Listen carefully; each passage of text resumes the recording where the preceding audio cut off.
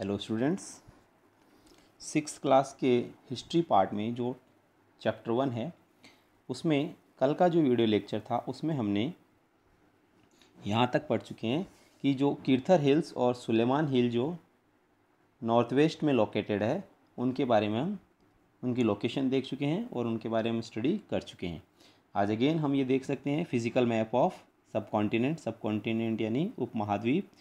ठीक है, तो दिस इज़ इंडियन सब कॉन्टिनेंट। आज हम चलेंगे रिवर इंडस और उसकी ट्रिब्यूटरीज़ के बारे में जानकारी प्राप्त करने के लिए, यानी कि trace the river Indus and it's tributaries.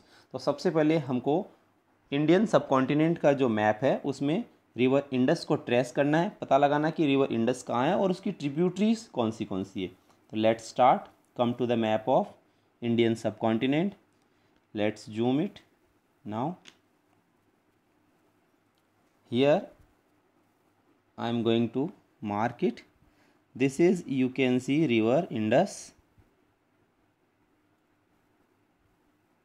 This is river Indus and this is Indus river. This is Jhelum, this is Chenab, this is Byas, this is Satluj, this is Ravi. All these are the tributaries of river Indus. यानी ये सभी नदियाँ जो है Indus river में क्या होती है, मिल जाती है, तो उनको कहा जाता है ट्रिब्यूटरीज। जब कोई बड़ी नदी में कुछ दूसरी छोटी नदियाँ जो है आके मिलती है तो हम उनको कहते हैं ट्रिब्यूटरीज।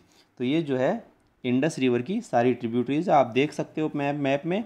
ये जो इंडस रिवर आ रही है इसमें सारी रिवर्स क्या कर रही है, डायरेक्टली और इनडायरेक्टली आके मिल रही है। तो जो ट्रिब्यूटरीज है वो इंडस की वो कौन सी है, झेलम, चिनाब, रावी, सतलज और ब्यास। ये है सारी tributaries of river Indus. Now trace the river Indus and tributaries हम देख चुके हैं। About 4,700 years ago, some of the earliest cities flourished on the banks of these rivers. यानी इन नदियों के किनारों पे करीब 4,700 years ago, 4,700 वर्ष पूर्व कुछ शहरों का यहाँ पे विकास हुआ, यानी कुछ सिटीज़ जो थे वहाँ पे एस्टेब्लिश हुआ या वहाँ पे डेवलप हुए। लेटर अबाउट 2,500 years ago, और उसके बाद में करीब 2,500 वर्ष पूर्व, करीब 2,500 years ago, cities developed on the banks of the Ganga and its tributaries. Ganga नदी के किनारे और उसकी जो ट्रिब्यूटरीज है उसके किनारे पे कुछ शहरों का विकास हुआ या वहाँ पे कुछ शहर विकसित हुए।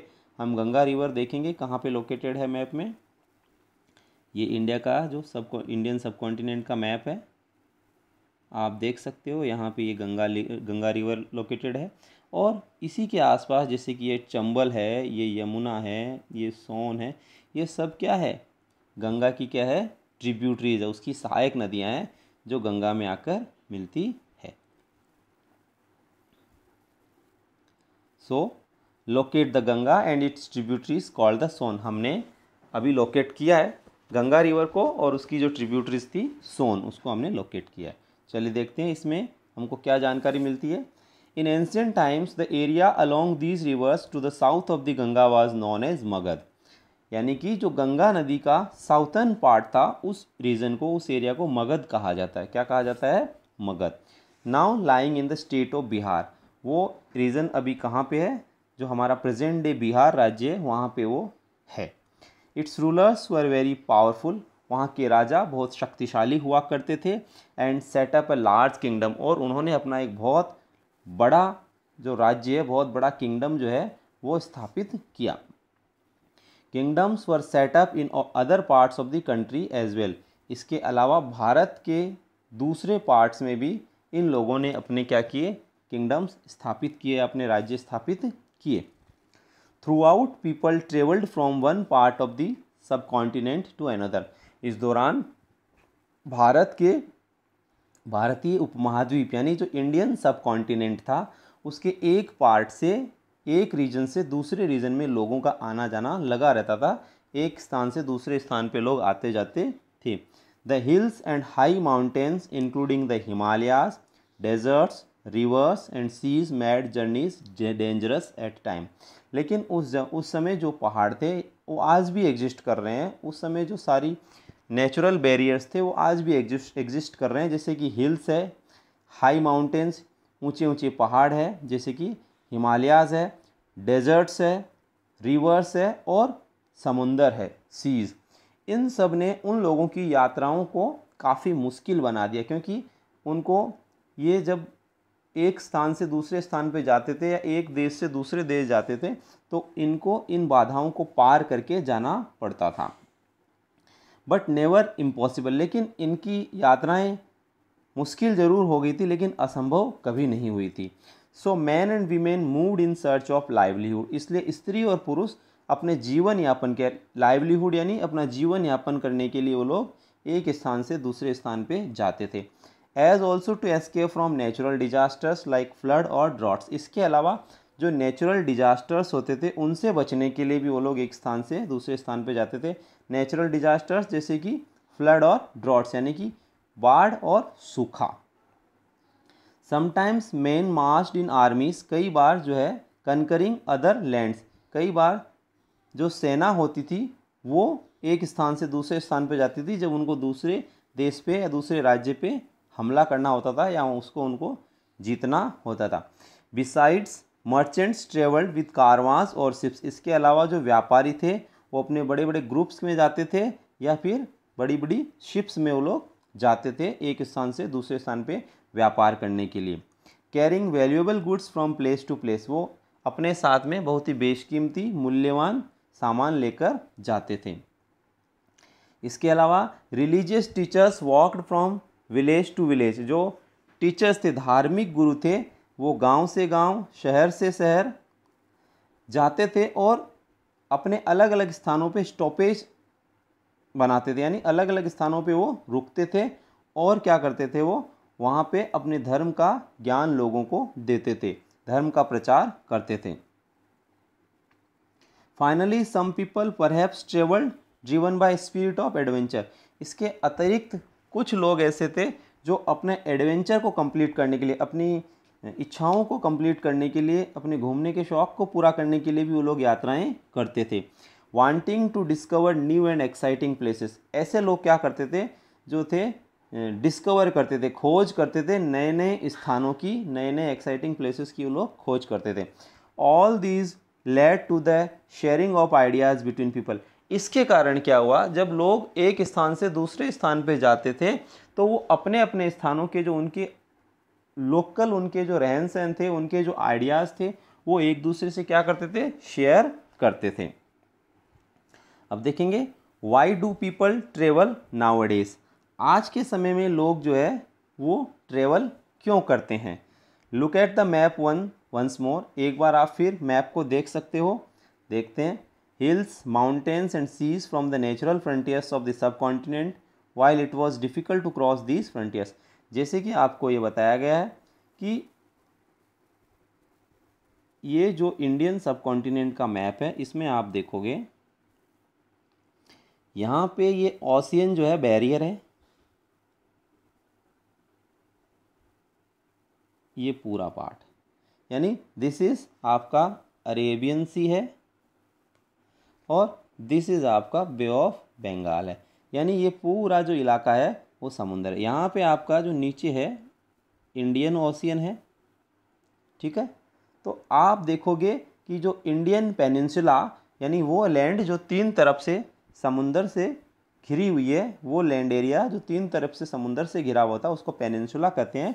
ए land part that is surrounded by water from its three side is known as peninsula. तो ये जो इंडियन सब कॉन्टिनेंट का पार्ट है आप देखोगे ये है ओशियन से, तो यहाँ से आने के लिए काफ़ी बैरियर है, इसके लिए आपको कई चुनौतियों का सामना करके दूसरे देशों से आना पड़ेगा। इसके अतिरिक्त आप देखोगे